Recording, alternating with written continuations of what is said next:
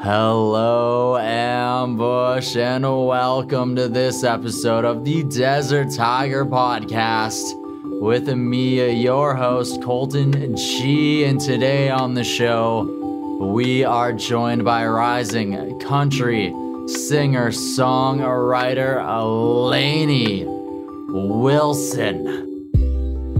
And we are going to be diving behind the music of Lainey's new full-length album, Saying What I'm Thinkin'. Because that is exactly what Lainey is doing with this new album. We're gonna dive behind that energy and some of the tracks that Lainey gets open and honest on, where she invites you to know herself a little bit better with tracks like Neon Diamonds, tracks like Things a Man Ought to Know. With this album, Lainey actually had the opportunity to work with one of her bucket list producers in one Jay Joyce, a legend in the Nashville country music scene. So we're gonna ask Lainey what Jay was able to bring to the table. Lainey has also been releasing quite a few visualizer type music videos for this album as well. 4 have been released so far, and 2 different lyric videos as well. So we're gonna talk to Lainey about crafting, creating all of that video content for her fans. We're also going to dive into how her mom happened to sneak onto this album.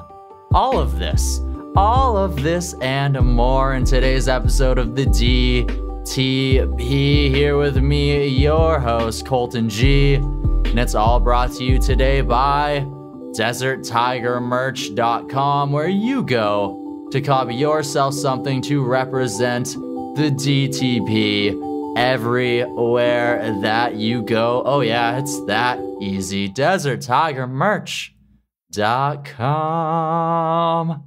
And now it's about time that we found out more about that new album, Saying What I'm Thinkin'. So let's jump into this conversation. Let's put our paws in the sand with Lainey Wilson.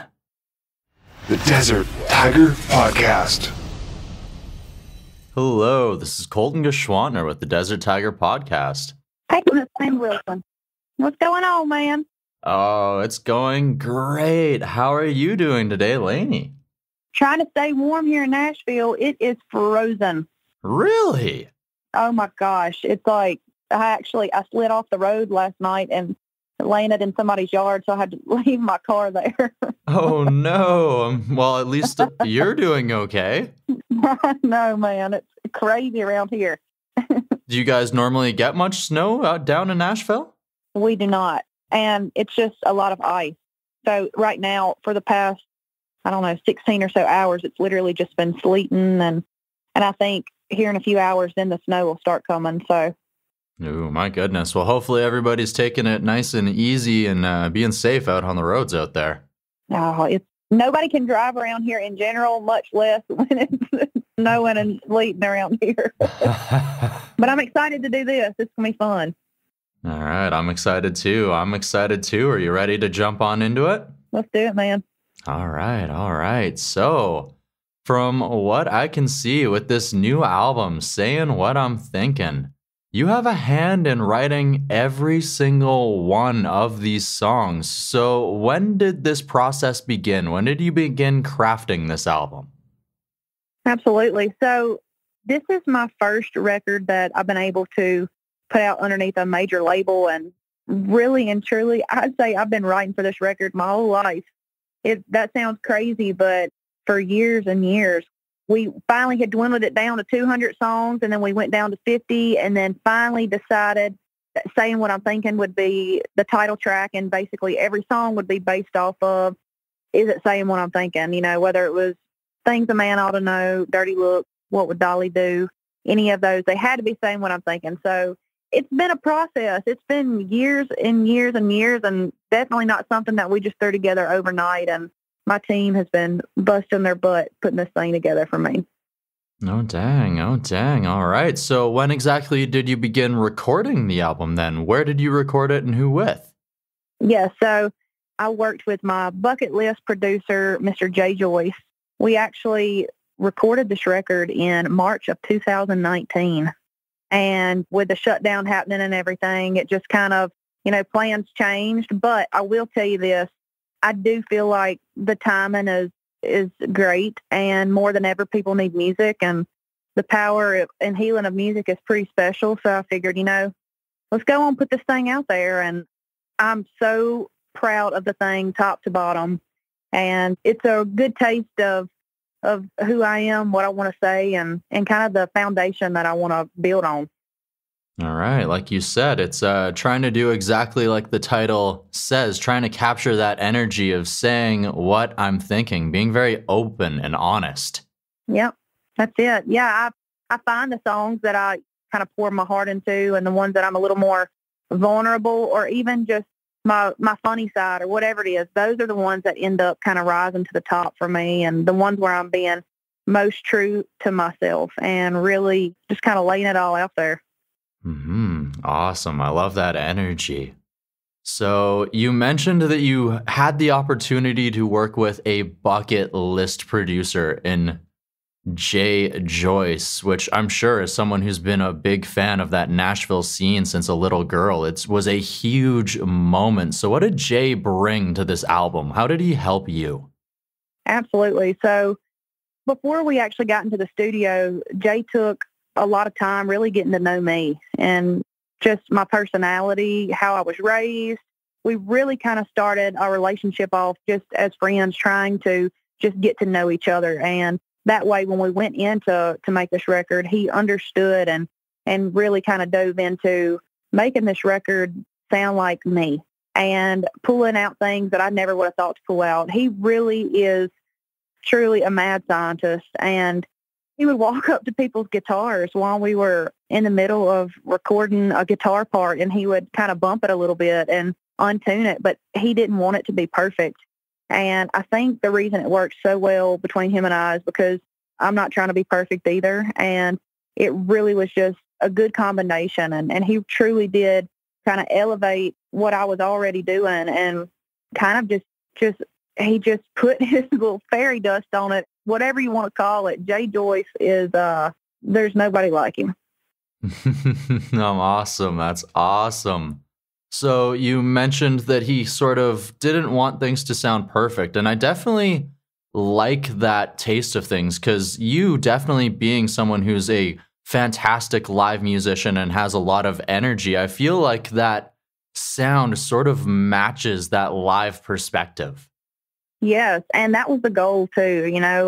I wanted the energy in the record to be to where I could translate that too in a live show. And a few of these songs, specifically Pipe, really kind of has that whole live feel. And yeah, especially it's kind of working out in my favor, because right now we're not playing a whole lot of shows.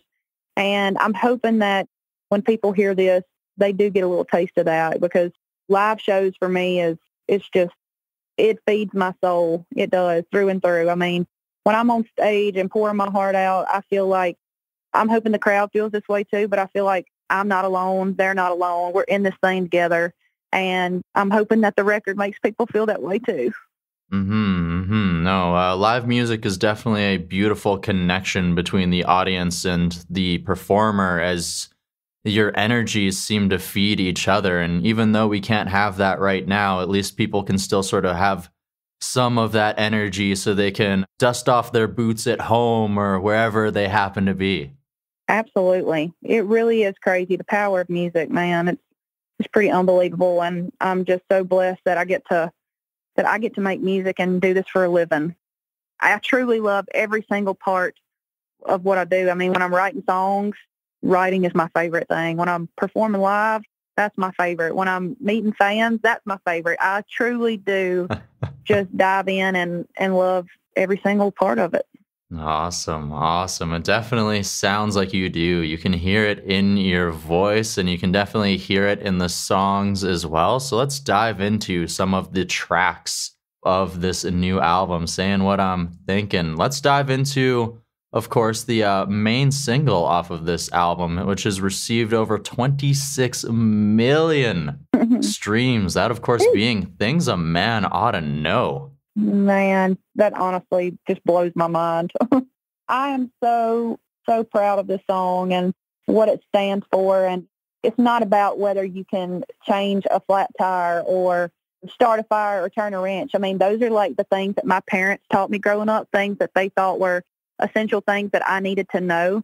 But at the end of the day, this song is truly about those values that my parents instilled in me. It's about having good character, and it's about treating people the way that you want to be treated. And I'm so glad that this is really the song that people maybe are hearing for the first time of me. And it's pretty cool that I'm able to lead off with a song that truly is what I believe in.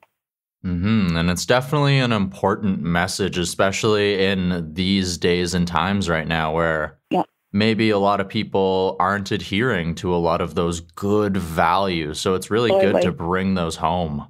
Absolutely. And it's not just about, these aren't just things that a man ought to know. This is something that everybody should know. Like you said, more than ever, we need to be kind to each other. I mean, that's just the bottom line. That's exactly it. They call it the golden rule for a reason. That's right. Some people need to know it. Some people need to actually listen to it rather than just hearing it. That's right. All right, Lainey. Let's dive into one of the other tracks off of this album. How about one of the more recent singles that also happens to be the lead track that gets this new album kicked off with a whole lot of energy? Let's talk about Neon Diamonds. And what does it mean to you? Absolutely. So this song is like one of those, right when we started recording this song, and those drums that come right in, also it kind of has that live feel to it. I just felt like this needed to be the first song on the record, and it kind of sets the tone. And it's one of those songs where I feel like you can turn it on and maybe escape for a minute, just literally just have a good time. It really is a song for the girls, and it's just one of those kind of like unapologetically say what you want to, have fun with it. And it's so crazy, whenever we got ready to record this song, my mama happened to be in town from Louisiana, and we needed gang vocals. We needed some extra female voices, and Jay was like, hey, would you mind hollering at your mama and seeing if she wants to come up here and do some gang vocals? And I'm like, look, man, you don't want that. My mama cannot carry a tune in a bucket. It's bad. But I guess crazier things have happened because my mama... Michelle Wilson ended up making it onto my record. My goodness. Wow. I know that your family has always been a big part of this musical journey with your dad wanting to be a musical artist too. So the fact that like your mom had the opportunity to be a part of this step is really big. Oh yeah. I mean, she's gone home and told everybody like, I'm on the Nashville record, and I think Daddy might be a little jealous. Well, I can't blame him. Not everybody gets that opportunity. It really is cool. And yes, it was my daddy's dream as a little boy. You know, I mean, when he got to about high school, you know, he decided he was going to farm, and that's what he ended up doing. And that was his dream. And that still is his dream too. But he seriously would. He would roll a picnic table out to the side of the highway and get on this picnic table and act like he was Glenn Campbell for all the cars passing by. So it's pretty cool that he can kind of live vicariously through me and keeping it alive. And that's also cool that you continue to have that same vision and he can see you have such success inside of this industry. It has been pretty awesome. But when I tell you I have the best parents, I mean, they support me through and through. They have from the beginning. My daddy would pay for us to get there, and my mama would take me any opportunity when I was little. I mean, they were helping me any way they could because I think they also knew that I was going to do this. I'm pretty hard-headed, and when I've got my mind made up, I mean, I had my mind made up at 9 years old that this is what I was going to do, and they kind of helped me see it through. Awesome. Awesome. Well, I love to hear that. I love to hear that the family is continuing to support and be a part of this wonderful journey inside the world of music. Absolutely. They're awesome. All right. So with this album, you've also been doing some visualizer videos with a majority of the tracks that have been released so far. Sometimes some artists maybe do one, two music videos, and that's it. So what was it like to dive into more of this and put it all together? Absolutely. Yeah. So it's been pretty cool. You know, I just love being creative, whether I'm in the writing room or whatever. And I figured I'm a visual person, and I think a lot of people are too. And why not give them a little piece of some more art and something they can attach themselves to, and maybe they can watch it and feel something that they didn't feel on the first time they heard the song, or kind of relate in a different way, and kind of hearing it and seeing it from all different angles. That's the goal. Awesome. Awesome. Giving a new perspective, maybe giving people a whole other side of the song. Absolutely. Yep. Awesome. Awesome. All right. And of course, you've also had the opportunity to have not just one, not two, but three of your songs featured inside of a TV show. So that's pretty dang exciting, especially one that's very big. So what has that opportunity been for you as an artist? It's wild. I mean, you sign up to do this thing and you dream about your songs making it on the radio and people singing your songs, but you don't ever really think about your music making it onto one of your most favorite TV shows. And it's been just such a blessing for me to be a part of it. Taylor Sheridan, he's the writer and producer of the show, and he really has he's been so good to me and became a fan and a friend now. And it's just pretty awesome. And it's introducing my music to a crowd of people that might not would have heard it or might not listen to the radio. Absolutely. Opening you up to an entirely different audience, possibly with Yellowstone. For sure. Fantastic. Fantastic. I love to hear it. So you mentioned that this is your first record on a major label. So what has Broken Bow Records been able to do to help you with growing and moving forward? Absolutely. You know, you can do it without a team, but it is so hard, and really and truly, it just makes the wheel turn a little smoother. When I tell you, I mean, there's so many hands on deck, and this is a group and team of people who not only just love what I do, but they also love me as a person, and I think that's really important, that they have my best interest at heart, and that is truly what's going on. And everybody's so supportive, and they roll their sleeves up, they get the job done, and I mean, there's so many things going on behind the scenes that people don't see, and it's really a team effort. Yeah, they've introduced me to just a whole lot of people that I might not would have had the opportunity to meet had I not been affiliated with them. Awesome. Awesome. I'm glad that it's a mutual relationship where growth and good things are happening. Yes, they're great. All right. All right, Lainey. One more question. Are you ready for it? I'm ready. All right, so we have talked about your growth as a musician over the period of crafting this album, but what I want to know now is, over this last few years, this process, how has this helped you grow as a person, or what have you learned about yourself? Absolutely. I feel that's a great question, by the way. I love getting deep. I feel like every single day I learn something new about myself.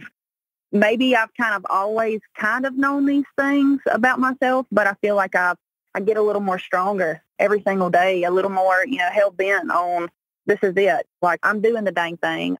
I will tell you, the whole quarantine thing has been extremely hard. I mean, for everybody. I'm not the kind of person to just sit still, and it's kind of forced me into this space where I do have to think outside of the box and figure out how can I stay connected with people in ways that we could have just done, with live shows, shaking hands and hugging necks, but just dealing with those things and just moving forward. But I go back to this story.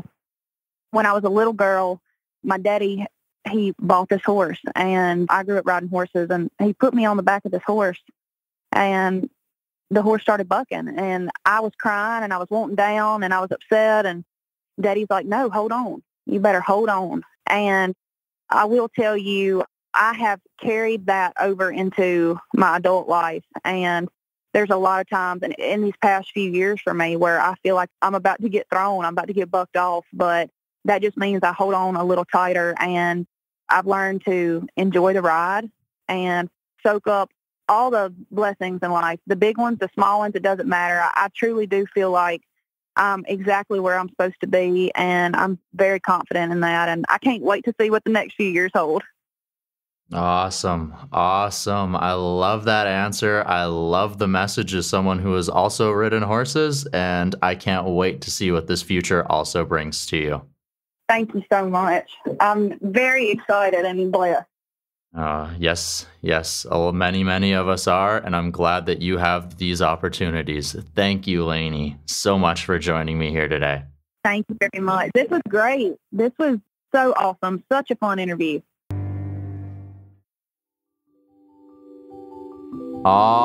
Ambush. I had a lot of fun with that one. I hope that you did too. And I am thankful for you for tuning in to this episode of the Desert Tiger Podcast as we went behind the music of Lainey Wilson's new album, Saying What I Am Thinking, which you can find right now in its entirety on your favorite music streaming service. I highly suggest you do. Go follow Lainey on social media. Subscribe to her YouTube page. Check out the visualizers. All of that fun stuff. Keep up to date with the amazing things that Lainey is continuing to do. And I have to give a big thank you to Lainey for joining us here today. And I have to thank the amazing, the incredible Mackenzie from over at Strut Entertainment for helping with setting this conversation up. And last but not least, it is you, the Ambush, for tuning into this episode. If you have yet to join up with the Ambush, it is as easy as hitting subscribe on the podcast listening app you're using right now. You can also help us grow by taking a screenshot of this episode, sharing that image in a tweet, in your story, in a post, or heck, even just sending it to a friend or a family member and saying, hey, you should check this out. You can also give us a big 5-star review. That also helps us out a huge amount. And you can also head on over to deserttigermerch.com to copy yourself something to represent the DTP. All right, Ham. This upcoming Friday, the February 26, 2021, I'm joined by Russell Louder as we dive behind their debut album, which they have been working on for well over 4 years now, and there's a lot of storytelling elements inside of it. And I can't wait to go behind the story of Russell Louder's debut album, Humor, which drops on the exact same day. So until then, go out there, find your oasis, your mountaintop, the thing that makes your heart sing, and show the world just how wonderful, powerful, and beautiful you're capable of being. And until next Friday, this Friday, I guess I should say, bye-bye, Ambush. The Desert Tiger Podcast.